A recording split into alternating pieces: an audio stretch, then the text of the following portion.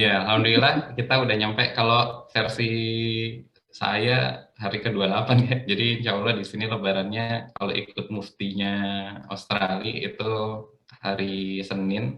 Kalau di Indonesia beda-beda ya. Jadi ya ya kayak hari aja ya, mudah-mudahan Lailatul Qadarnya nggak ketukar. Jadi ujung-ujungnya memang serba personal ya kalau udah kayak begitu ya. Ini malam ganjil buat siapa?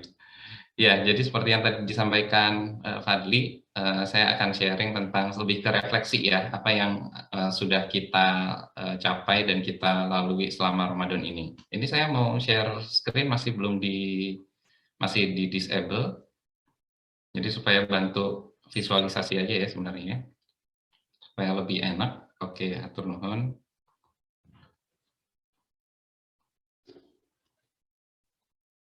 Udah kelihatan muncul slide-nya? Udah ya? Oke. Sudah dok, sudah. Ya, baik. Jadi judulnya seperti yang tadi disampaikan Fadli. Ini yang pengen kita merenung bersama-sama lah ya gitu ya. Jadi kita udah masuk ke tinggal 3 hari atau 4 hari lagi, Ramadan akan segera berakhir dan kita udah nyampe ke Idul Fitri ya. Idul Fitri biasanya kayak tadi kata Fadli, jadi Lebaran apakah jadi lebar lagi? Ya pertanyaannya emang sekarang jadi kurus gitu ya, karena belum tentu juga ya jadi tipis gitu atau jadi kurus gitu. Dan kalau kita Idul Fitri itu artinya kembali, fitri itu jadi fitrah gitu ya. Jadi balik lagi kayak sebelum Ramadan jadinya gitu ya. Jadi agak-agak ambigu juga nanti. Nah, saya akan mulai dengan refleksi buat kita masing-masing ya. Jadi gimana kabar Ramadan masing-masing nih selama Ramadan kali ini gitu ya. Bisa juga Ramadan yang dulu kali dipikirkan juga boleh gitu ya. Apakah target-targetnya tercapai kalau punya target gitu ya. Misalkan ada yang mau khatam Quran, wah jangan-jangan ada yang khatam udah 10 kali, berapa atau 60 kali gitu ya, jadi udah sekelas sama Imam Syafi'i gitu ya. Meskipun ya saya nggak tahu juga ya, apakah memang Imam Syafi'i itu menghitung bahwa beliau khatam 60 kali selama sebulan gitu. Terus beliau menyampaikan bahwa ana khatmul Quran berapa? Sittatu asyarun mi'ah gitu ya, jadi 60 kali gitu. Kok saya nggak yakin ya gitu ya, masa Imam Syafi'i menyampaikan seperti itu gitu ya, meskipun mungkin ada riwayatnya ya, kita wallahu alam bishawab ya. Kemudian mungkin ada yang targetnya tarawih bisa full gitu ya di masjid, nggak keputus sama sekali, barangkali sudah tercapai gitu ya.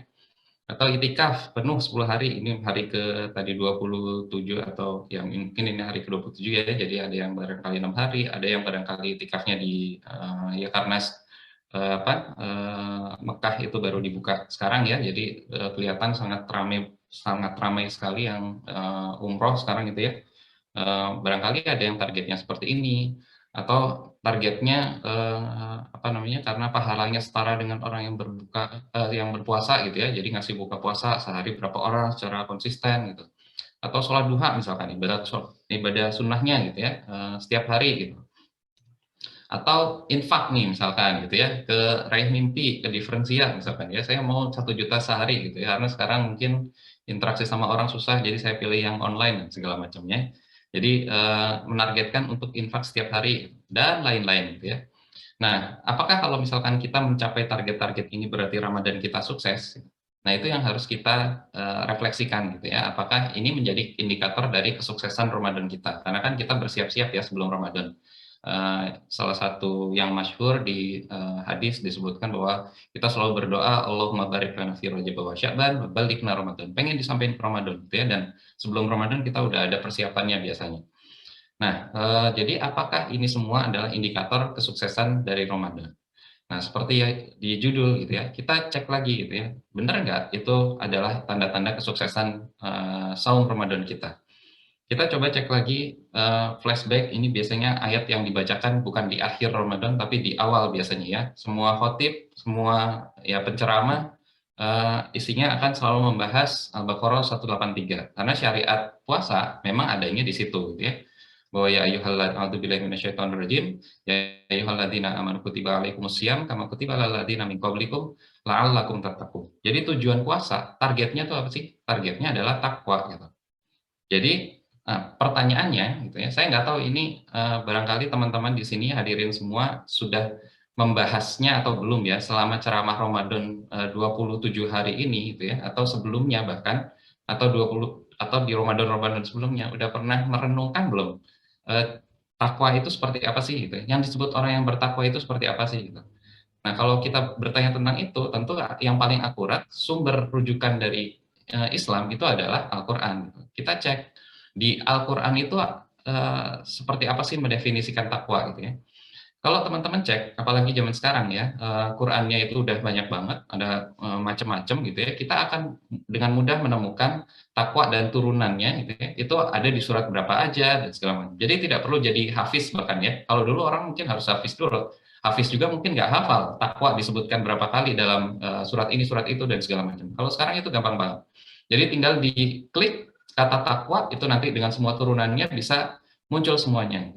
Dan kalau teman-teman cari itu sebetulnya nggak terlalu banyak ya ayat Quran yang menyebutkan tentang ciri takwa. Yang banyak itu adalah menyebutkan dampaknya dari takwa itu. Jadi kalau huruf kontak yang orang yang bertakwa ya diganjar surga itu ya, seluas langit dan bumi, mengalir air di bawahnya dan segala macam.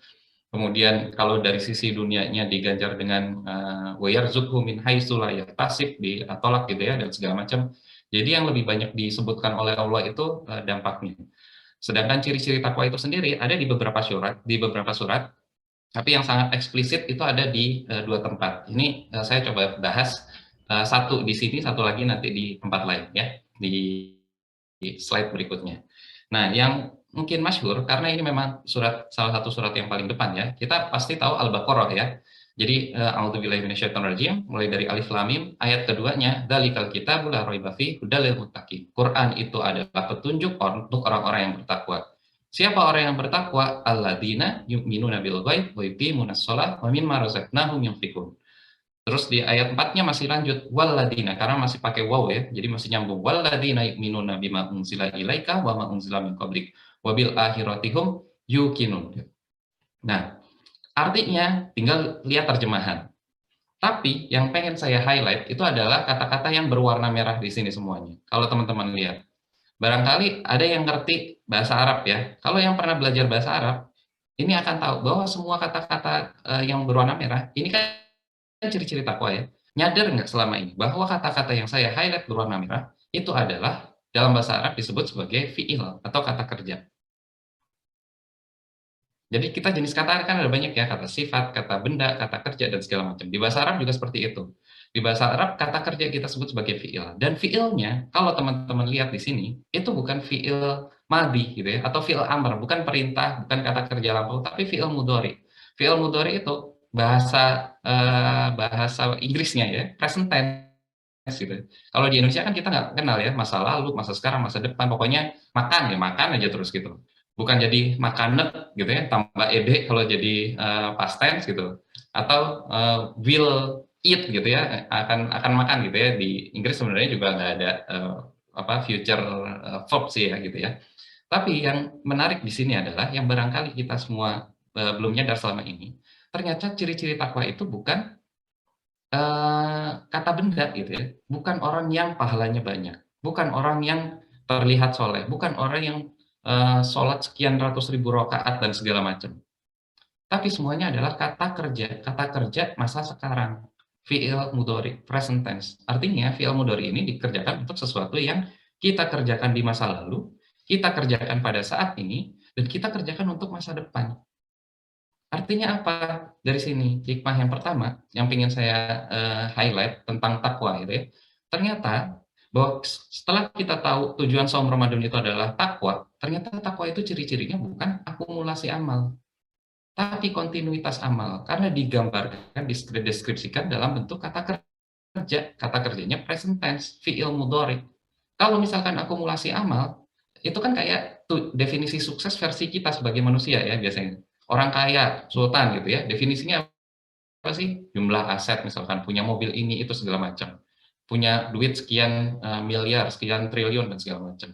Punya rumah berapa gitu ya, passive income, dan segala macam.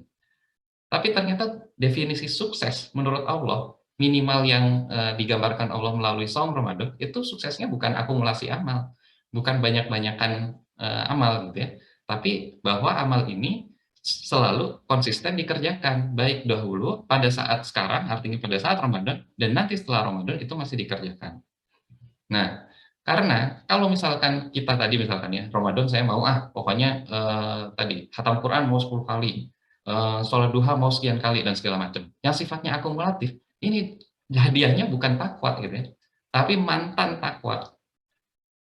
Setuju nggak kira-kira? Karena kita cuma mengakumulasi selama bulan Ramadan. Setelah Ramadan, kita nggak mengerjakan lagi amal-amal yang tadi gitu ya.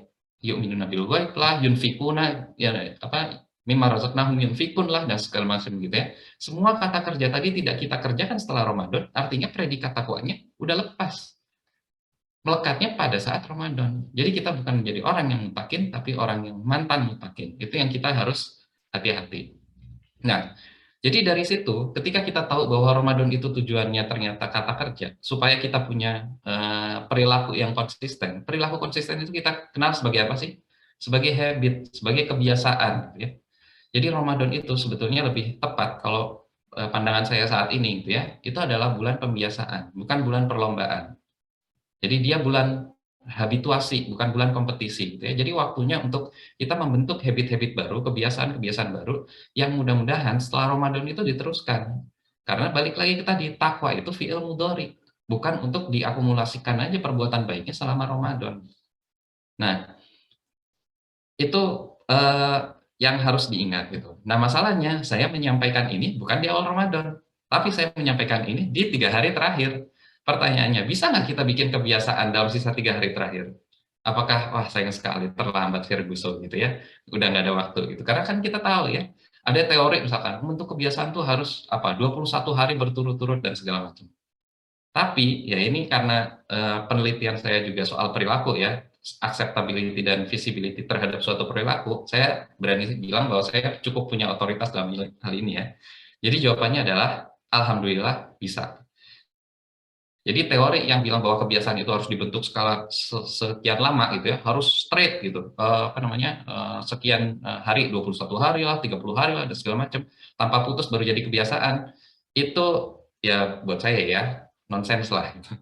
Jadi karena bisa butuh lebih dari itu, bisa juga jauh lebih singkat dari itu. Jadi kuncinya di mana? Kuncinya adalah di kita bisa menemukan suatu momentum tertentu gitu ya. 3 hari ini kan pahalanya masih ditebarkan. Kita masih bisa punya semangat untuk mengerjakan amalan-amalan yang jangan-jangan ketika di luar Ramadan itu kita nggak terpikirkan gitu ya untuk mengerjakan amalan itu gitu ya. Tarawih ya jelas nggak gitu ya. Qiyamul Lail mungkin di luar Ramadan kita nggak segitunya gitu ya. Karena di Ramadan kita dijadikan Allah man qama ramadhana imanan wa ihtisaban ghufira lahu ma taqaddama min dzambihi gitu. Jadi Qiyamul Lailnya lebih rajin gitu ya. Jadi kita dapat momentumnya. Jadi mumpung masih Ramadan, ada sisa 3 hari, coba kita cari amalan-amalan apa nih yang kayaknya menarik nih gitu ya, yang sudah jelas diganjar pahalanya dijanjikan oleh Allah, dan kita kayaknya belum pernah melaksanakan. Itu coba ditemukan momentumnya. Nah setelah itu coba dihayati. Lingkungannya itu seperti apa, kita mengerjakan pada situasi yang seperti apa, dengan orang yang seperti apa gitu. Karena yang paling lebih penting untuk membentuk habit, membentuk konsistensi itu adalah environment ya. Jadi faktor lingkungan gitu. Ketika lingkungannya ini mendukung, kita akan lebih cenderung untuk bisa mengerjakan itu secara terus-menerus. Jadi motivasi itu cuma ngasih di awal aja gitu ya. Nah makanya itu mungkin ada yang bertanya gitu ya, dok, tapi kan di Ramadan pahalanya ditebar sama Allah gitu ya. Nah pahala ditebar sama Allah itu bukan cuma untuk diambil selama Ramadan, tapi memang itu sistem Allah tahu gitu ya, cara kita membentuk kebiasaan. Kalau teman-teman pernah baca buku Atomic Habits-nya James Clear, cara bikin kebiasaan itu memang ada siklusnya. Ada cue, ada perilaku, ada reward. Jadi bahasa gampangnya tuh, kalau saya titik-titik, saya akan melakukan titik-titik. Nah, itu habitnya supaya saya dapat gitu.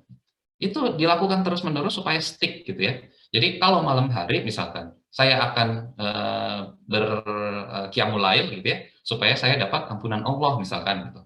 Terus kalau misalkan setiap hari Senin dan Kamis gitu ya, saya akan saum supaya saya dapat pahala gitu ya. Jadi siklus habit dan reward itu memang sengaja disediakan Allah ya untuk membentuk habit lagi-lagi ya. Karena tujuannya tadi takwa itu berupa kata kerja yang untuk kita kerjakan setelah Ramadan gitu. Nah, jadi setelah kita menemukan momentum dan kita menemukan satu ibadah yang kita nggak pernah mungkin kerjakan gitu ya, bagaimana caranya supaya stick gitu ya dengan ibadah itu? Nah, kita harus menggunakan mindset tadi bukan berbasis akumulasi, tapi identitas gitu.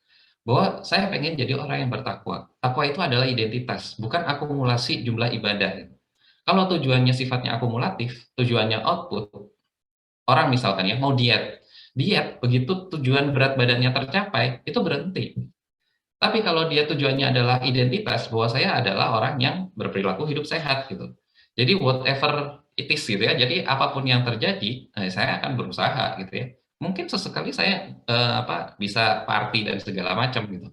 Tapi saya karena saya orangnya tahu hidup sehat, ya saya akan kembali lagi gitu ya. Mungkin hari weekend lah, hari Sabtu, hari Ahad ini, atau saya main ke rumah orang tua, saya main ke mertua dan segala macam, disuguhin macam-macam, makan aja gitu. Nanti begitu di hari biasa, kita balik lagi kebiasaan makan yang sehat gitu. Itu identity base. Nah, terkait dengan momentum ini barangkali ya, saya pengen coba share aja ya. Salah satu yang barangkali ini kebiasaan saya yang agak baru lah, ya hitungannya di Ramadan ini barangkali ya. Itu ketemu juga momentum gitu ya. Saya pengen tanya, teman-teman di sini semuanya yang hadir di sini, pernah nggak selama sholat taraweh baca satu juz? Mungkin ada yang pernah ya gitu ya. Kan kita kalau misalkan ikut taraweh di mana dan segala macam. Itu kan ada yang satu juz, bahkan kalau di Habib mungkin ya sekarang mungkin masih ya 10 malam terakhir itu 3 juz dalam satu malam. Jadi 10 malam terakhir itu hatam karena ngejar itu dan segala macam. Pertanyaan saya, capek nggak? Mungkin orang mikirnya capek gitu. Wah, ini tarawehnya banyak juga ya 1 juz gitu. Nah, itu baru satu sisi ya. Pertanyaan saya yang lain, pernah nggak teman-teman selama satu kali sholat 2 rakaat itu baca 1 juz?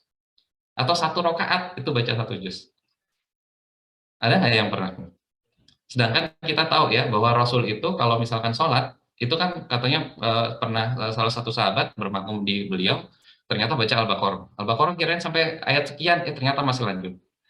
Ternyata mau beres sampai dikirain mau beres sampai Al-Baqarah habis, ternyata masih lanjut sampai ke Ali Imran. Ali Imran ternyata lanjut masih ke An-Nisa gitu ya. Kan itu kisahnya juga masyhur gitu ya. Bahwa Nabi itu 1 rakaat aja segitu panjang. Nah, ini mudah-mudahan bukan riya ya, bukan pamer gitu. Tapi saya sudah bukan nyobain ya, ya mungkin niat awalnya nyobain gitu ya. Saya udah pernah merasakan satu kali sholat 2 rakaat itu 1 juz. Dan itu tidak sengaja sebetulnya ya. Ya jadi pengen aja gitu ya.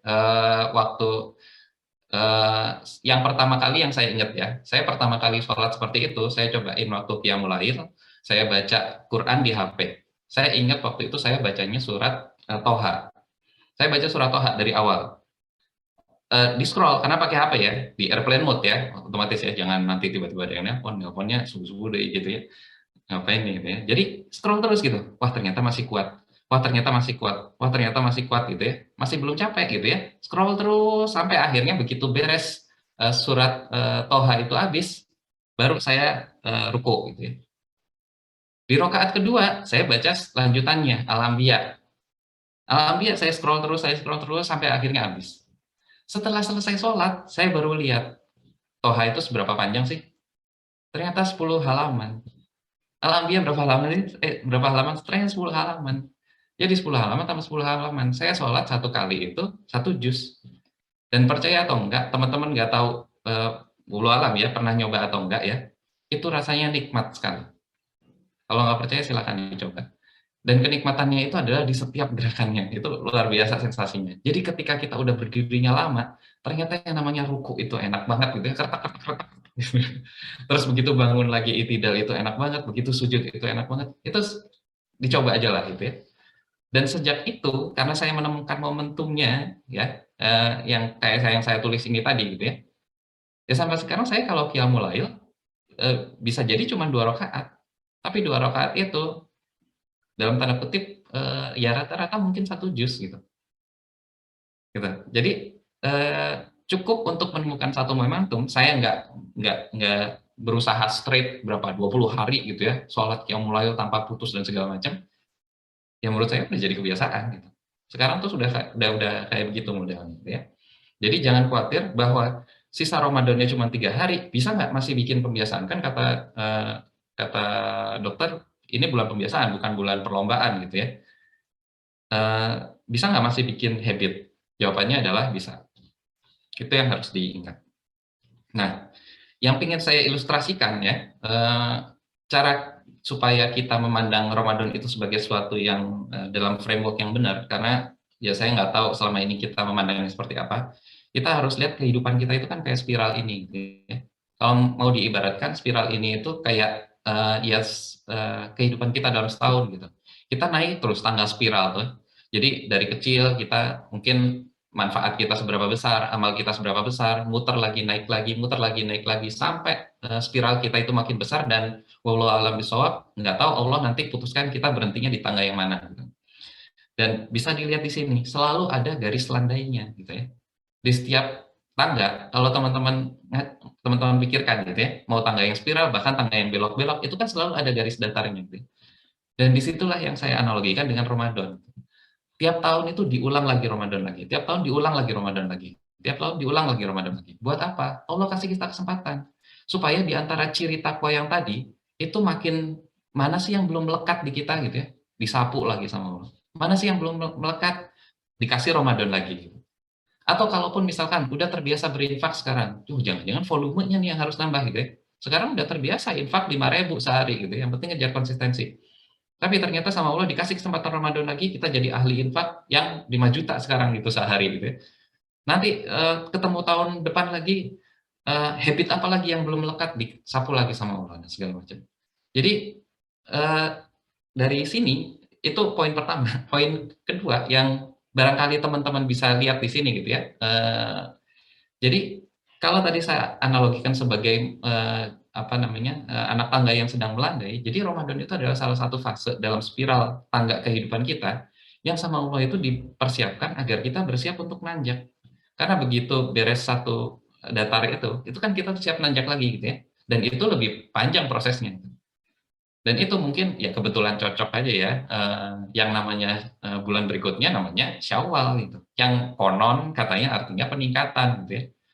Jadi kebetulan aja gitu ya, ini mah nggak ada dalilnya ya. Jadi kebetulan aja sih analogi ini kayak match gitu ya. Jadi nggak ada salahnya kalau misalkan kita gunakan ini untuk memotivasi. Gitu.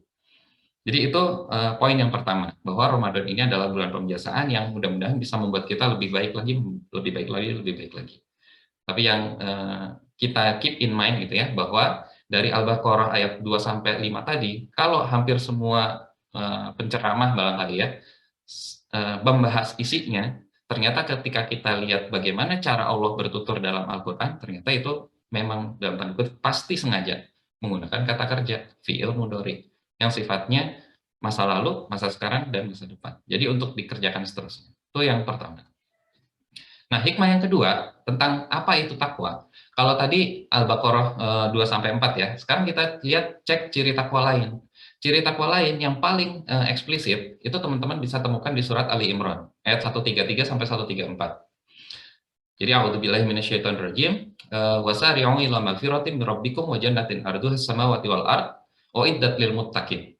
Jadi kita itu udah disiapkan gitu ya. Jadi orang bertakwa itu udah disiapkan jannah gitu ya, yang luasnya seluas langit dan bumi untuk orang-orang yang bertakwa. Siapa orang yang bertakwa? Dibaca di sini alladzina yunfikuna tuh kan. Jadi fi'il mudhari lagi. Yunfikuna fis sarra'i wad dharra wal kadhiminal ghaidha wal 'afina 'anil nas. Wallahu yuhibbul muhsinin. Jadi orang yang bertakwa itu, kalau tadi saya gaya bahasanya ya, ini saya fokus di kontennya. Kontennya adalah ciri orang yang bertakwa itu berinfak. Ini ciri pertama ya. Kalau tadi alladzina yu'minuna bil ghaib kan di Al-Baqarah. Kalau di sini disebut ciri orang yang bertakwa yang pertama adalah yunfikuna fis sarra'i wad dharra. Jadi berinfak di kala lapang dan sempit. Kemudian dia menahan amarah, wal kadhiminal ghaidha wal afina 'anil nas. Memaafkan manusia. Ini urusannya sama ibadah mahdoh bukan? Ternyata bukan gitu ya. Disebut dari pertama loh. Ciri takwa itu ternyata adalah kepedulian sosial. Dan kalau teman-teman baca sebagian besar Al-Qur'an gitu ya, di dalam Quran Islam itu agama yang sangat-sangat mengedepankan kepedulian sosial, interaksi terhadap orang lain gitu ya. Bahkan ya kalau kita pasti tahu ya, innama bu'istu liutammima makarimal akhlak gitu. Sesungguhnya Rasul itu diutus itu untuk menyempurnakan akhlak. Akhlak itu kan bukan sholat ya gitu ya, tapi pasti interaksi antara manusia dengan manusia yang lain. Nah, ini bisa kita lihat di banyak ayat yang lain gitu ya. Bahkan yang lebih ekstrim, ini pasti semuanya udah hafal ya di surat Al-Maun.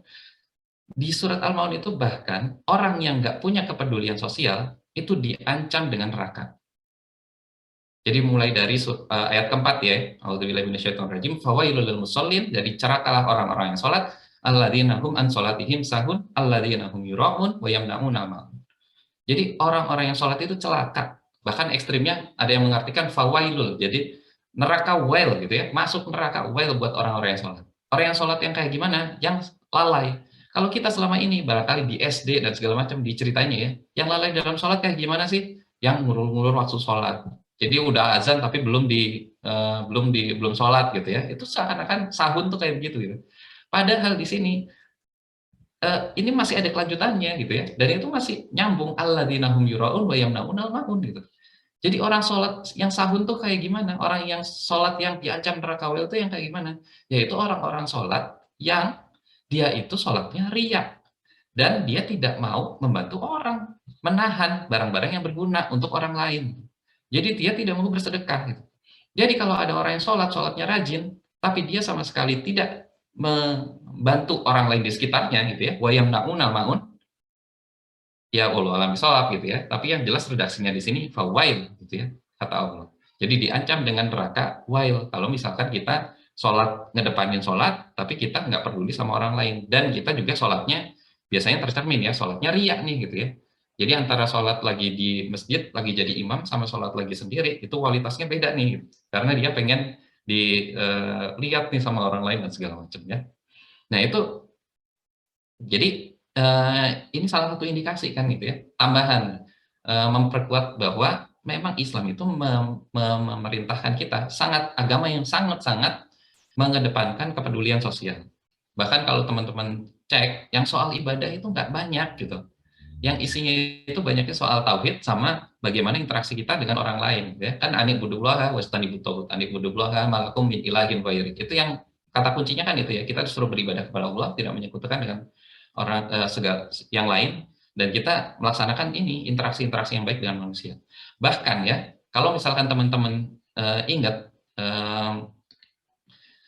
tanpa kita berinteraksi dengan orang aja, ketika kita sudah merendahkan orang lain, kita merasa merendahkan orang lain, itu aja udah merupakan suatu kesalahan.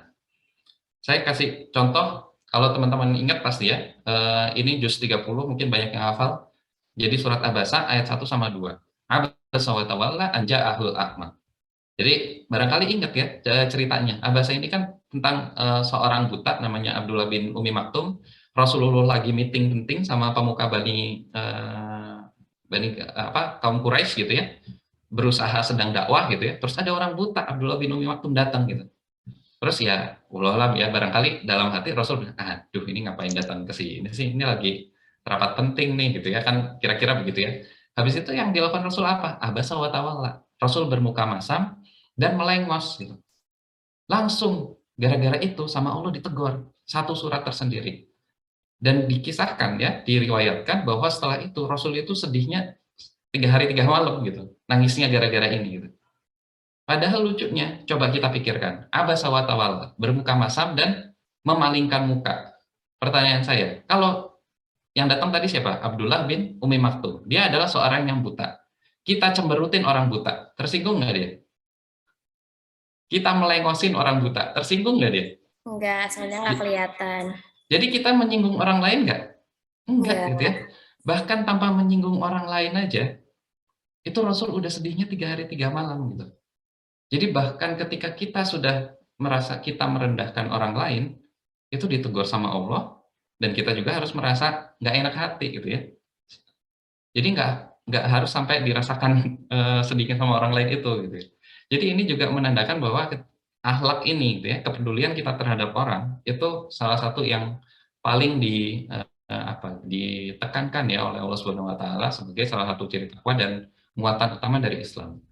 Dan di puasa juga, kalau kita bawa konteksnya ke saum Ramadan, ini barangkali juga nggak banyak yang menggarisbawahi ya.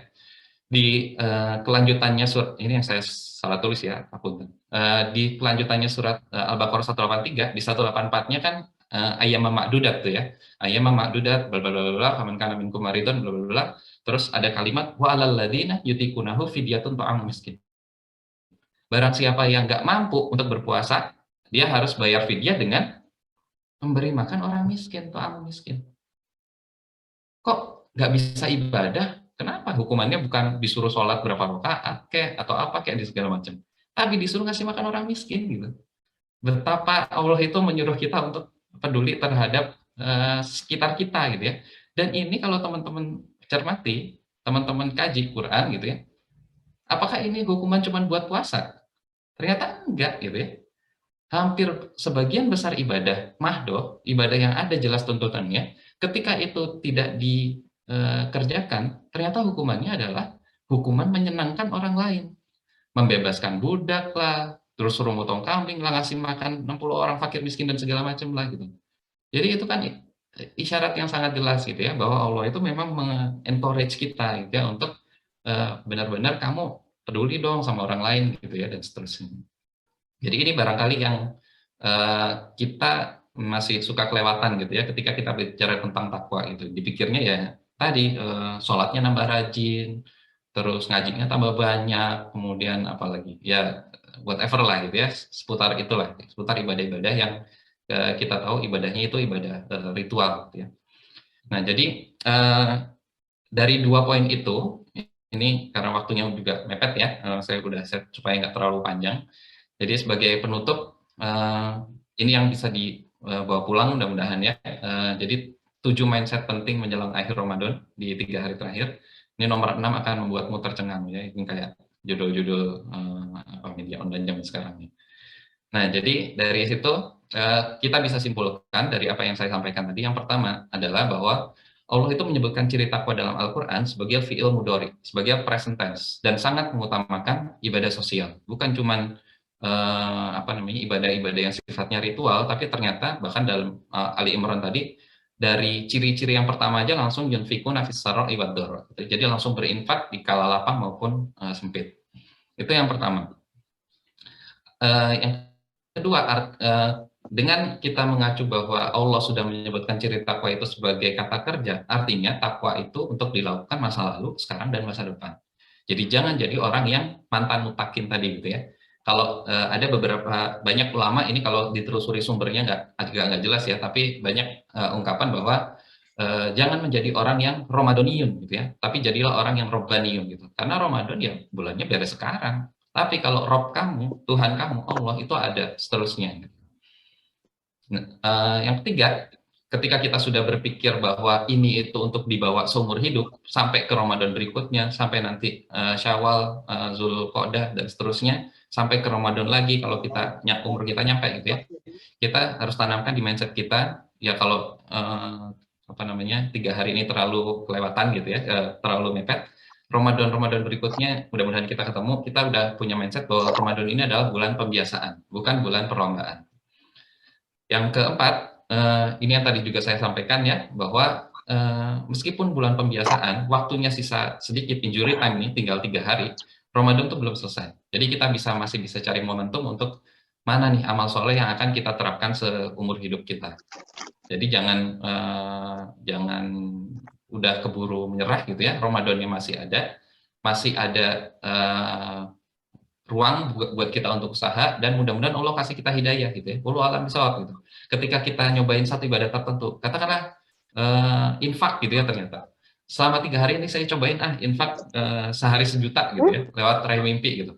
Ternyata feelingnya dapet gitu ya, sama Allah dikasih hidayah gitu ketika kita melaksanakan itu gitu. Yang benar tuh Pak, jadi akunya enggak. Oh iya. Ya. Nah, itu yang keempat ya. Yang kelima, nah ini mungkin juga tadi belum saya sebutkan gitu ya. Salah satu upaya gimana sih supaya kita lebaran tuh nggak lebaran lagi gitu ya. supaya kita bukan Idul Fitri, kembali ke kesucian. Kesucian itu apa? Ya nggak ibadah lagi, apa segala macam. Salah satu mindset yang menurut saya perlu dikoreksi, itu adalah kita menjadikan Ramadan itu sebagai tamu. Gitu ya.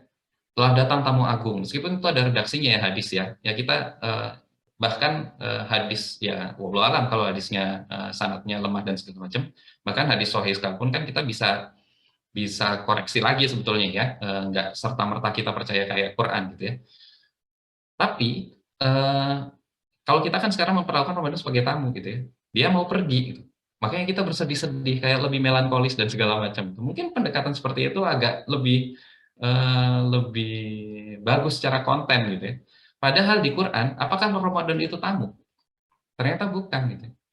Kalau teman-teman semua baca Al-Baqarah 185, kan kalimatnya jelas. Faman syahida minkum syahra falyasumhu. Barang siapa yang ada di bulan itu, kamu rejeki untuk nyampe di bulan itu, maka kamu yang saum. Karena Ramadannya ada terus gitu. Sama kayak Baitullahnya ada terus. Kita yang bertamu di situ gitu. Ini kita yang dikasih sama Allah umur buat nyampe di Ramadan. Karena kalau kita mindsetnya sebagai tuan rumah, Ramadannya tamu. Aduh, alhamdulillah tamunya udah pergi. Jadi kita bisa rumahnya berantakan lagi, gitu ya, hancur amburadul lagi dan segala macam. Tapi kalau kita mindsetnya sebagai tamu, kita akan meninggalkan dia dengan kesan yang paling baik. Kita bertamu ke bulan lain, yang sama Allah juga ada keutamaannya juga. Syawal ada keutamaannya, Zulqa'dah ada keutamaannya, Zulhijjah ada keutamaannya, gitu. Jadi behave terus kita, gitu ya. Jadi karena memang ya sejatinya kita numpang kan di dunia itu ya, tinggal nunggu aja nanti selesainya game overnya kapan gitu kata Allah. Itu yang mindset yang mudah-mudahan bisa membantu. Yang keenam, nah ini yang harusnya membuat tercengang ya gitu. Jadi kita kan tahu ya bahwa perkara paling berat dalam hidup itu ada dua ya. Yang pertama ikhlas, yang kedua istiqomah. Istiqomah itu berat gitu. Kalau misalkan yang ringan itu namanya istirahat ya, atau istihalimah mungkin. Ringan atau berat? Nah, ya, wallahu a'lam. Ya tergantung bandinginnya kan gitu ya. Kalau sama siapalah gitu ya. Nah, jadi istiqomah itu berat gitu ya. Untuk continue dalam beramal itu berat gitu. Tapi orang seringkali begitu ya, teman-teman mungkin sering dengar gitu ya, bahwa coba beramal sekian lama tanpa putus gitu. Itu resepnya untuk istiqomah gitu. Padahal kalau menurut saya, dari hasil penelitian saya sampai sekarang, karena saya peneliti di bidang ini ya, saya peneliti di bidang perilaku kesehatan, PhD saya soal itu. Jadi salah satu yang saya temukan juga adalah bahwa kunci istiqomah itu ternyata adalah fleksibilitas. Jadi kuncinya kontinuitas itu adalah fleksibilitas. Jadi ketika kita strict, kita rigid, kita mindsetnya pokoknya all or none, iya atau enggak gitu, itu akan langsung merasa gagal begitu nggak nyambung gitu. Udah nggak qiyamul lail nih, udah gagal gitu ya, gagal membentuk kebiasaan. Orang diet gitu ya, wah udah begitu dia makannya sembarangan lagi gitu ya, dan segala macam, udah dia merasa gagal gitu. Padahal justru yang fleksibel itulah yang bisa mampu untuk bertahan secara jangka panjang. Dan di Quran juga disebutkan kayak begitu. Ingat dong, mungkin ada yang hafal ya, Al-Muzammil misalkan. Al-Muzammil itu di awal disuruh qiyamul lail kan gitu ya. Ya ada yang bilang nasikh wal mansukh dan segala macam, ayatnya udah dipotong, tapi yang jelas ayatnya masih ada gitu ya. Dan ketika teman-teman lihat di ayat 20-nya, itu kan kalimatnya sangat eksplisit gitu ya. Di situ Allah berfirman bahwa inna rabbaka ya'lamu annaka taqumu adna min thulusayil laili wa nisfahu wa sulusahu wa ta'ifatun minal ladzina ma'ak gitu. Allah tahu bahwa kamu itu disuruh full, tapi kamu berdirinya tuh kurang dari 2/3, kurang dari setengah gitu. Bahkan di belakangnya Allah sebut lagi alima an sayakunu minkum mardo. Allah tahu kamu bakal ada yang sakit, bakal ada yang harus cari nafkah dan seterusnya gitu ya. Jadi solusinya apa kalau kayak gitu? Faqra'u ma tayassara minhu. Baca aja yang gampang buat kamu gitu. Jadi ketika kita berpikirnya rigid, itu justru yang tidak istiqomah gitu.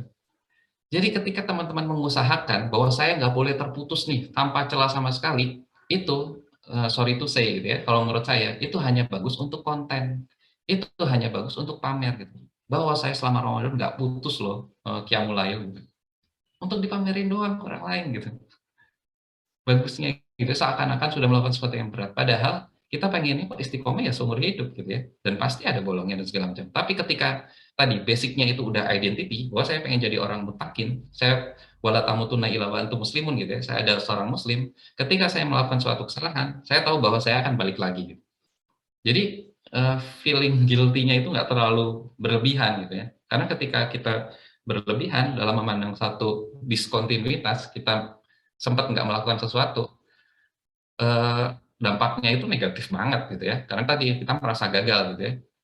Yang paling sering ya karena penelitian saya di diet ya. Jadi ketika orang udah gagal di satu percobaan tertentu, itu cuma menambah another failure gitu ya, cuman kegagalan yang lain gitu. Akhirnya makin makin negatif lagi tuh attitude-nya gitu ya terhadap ya semua upaya yang bisa dikerjakan gitu untuk memperbaiki pola makan. Ya, jadi bagaimana caranya kita supaya istiqomah?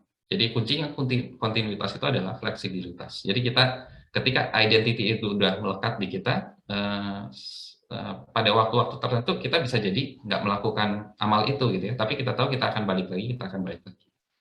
Dan yang terakhir, ini yang tadi saya highlight di belakang ya, bahwa salah satu indikator dari sarung yang berhasil ternyata itu takwanya berhasil itu adalah orang tidak membenturkan antara ibadah ritual dan ibadah sosial. Karena ternyata justru kepedulian sosial itu adalah ciri-ciri takwa yang disebutkan secara eksplisit dalam Quran, yang bahkan disebutkan dari mulai kalimat pertama gitu ya, kalau di Ali Imran tadi 133.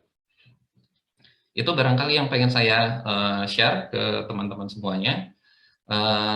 Ya mudah-mudahan kita semua dikasih hikmah ya, kayak ayat ini ya, bahwa di Al-Baqarah 269 Allah bilang, a'udzubillahi minasyaitonir rajim, yu'til hikmata may yasha wa may yu'tal hikmah faqad utiya khairan katsir wa may yadzakkaru illa ulul albab. Jadi Allah tuh pilih-pilih, suka-suka Allah lah gitu ya, untuk ngasih hikmah ke siapapun yang dia kehendaki. Tapi syaratnya kalau mau dapat hikmah ya belajar gitu ya. Belajarnya yang paling utama dari Al-Qur'an. Itu udah saya kritisi dalam tanda kutip ya, dari yang Ramadan tahun lalu barangkali ya kalau masih ingat, bahwa berapa kali sih kita baca terjemahan Al-Qur'an gitu ya. Kita suka ngafalin Quran tapi kita nggak pernah merenungkan gitu ya, bahwa takut nggak ngerti tafsirnya, nggak ngerti bahasa Arab dan segala macam, itu semuanya bisa dikerjakan gitu. Apalagi dengan gadget yang ada sekarang gitu. Bahkan ekstrimnya barangkali tafsir tafsir Al-Fajar Al-Nugraha Ujung Berungi gitu ya, itu bisa jadi ketika dikerjakan dengan serius lebih akurat daripada tafsir Ibnu Katsir, lebih akurat daripada Al-Muharrar, dari tafsir yang lain dan segala macam. Kenapa? Karena modalitasnya sekarang udah lebih canggih gitu ya. Ibnu Katsir itu nggak bisa loh nyari kata di Quran ini ada berapa banyak dan segala macam secara akurat pada saat itu juga. Dan lagi-lagi ya semua mufassir itu manusia, ada biasnya dan segala macam. Kalau teman-teman pernah baca barangkali ya di banyak tafsir, ya dengan pengetahuan yang kita ada sekarang, itu ya dalam tanda kutip ekstrimnya bisa kita tertawakan, kok nafsirnya kayak begini sih gitu. Tapi bukan berarti salah, tapi karena ilmunya pada saat itu belum nyampe gitu. Ilmu kedokteran belum ada, ilmu fisika belum ada dan segala macam. Justru itulah hebatnya Al-Qur'an gitu ya. Makanya kita yakin itu wahyu Allah karena udah mendahului sekian ribu tahun gitu ya sebelum si kejadiannya itu diketahui manusia, udah ditulis semuanya di Quran gitu. Justru dan semuanya konsisten gitu ya. Nah, jadi mudah-mudahan kita makin suka ya berpikir, mengkaji terutama Al-Qur'an dan termasuk hal-hal yang seperti tadi gitu ya, bukan cuman ya kan kita biasanya gitu ya, belajar Islam kan nunggu kajian gitu ya. Padahal kajiannya tergantung ustadznya, itu ustadznya sukanya apa, ustadznya pernah bacanya apa, ya itu yang disampaikan. Jadi padahal begitu kita bisa deep dive ya, kita menggali sendiri di Quran, itu kita akan banyak menemukan banyak hal. Wallahu a'lam bishawab, mudah-mudahan kita semuanya diberikan berkah oleh Allah Subhanahu wa taala, karunia untuk mengoptimalkan sisa Ramadan ini dan bisa mengabadikan gitu ya, mengistiqomahkan semua amalan yang kita kerjakan di Ramadan ini untuk mendaki tadi ya spiral yang lebih tinggi supaya manfaat kita lebih besar ya, dan Allah makin cinta dan ridho sama kita semua. Wallahu a'lam bishawab. Assalamualaikum warahmatullahi wabarakatuh. Ini saya stop sharing.